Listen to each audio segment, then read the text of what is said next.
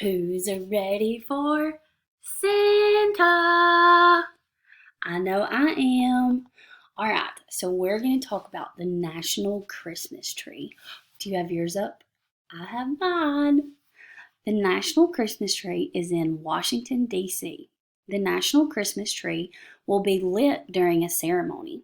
People can watch the ceremony on December the 3rd. People cannot go to the ceremony because of coronavirus, just like we can't go to school right now. They can watch the ceremony online. The National Christmas Tree will be lit through December. People can visit the National Christmas Tree. Smaller trees are around the National Christmas Tree. These trees are decorated with ornaments. Are you going to watch it online? Do you have a favorite ornament? Miss Whitney does. It's a little red bird cage and it has a white little bird in the middle. I hope you have a good day. Bye.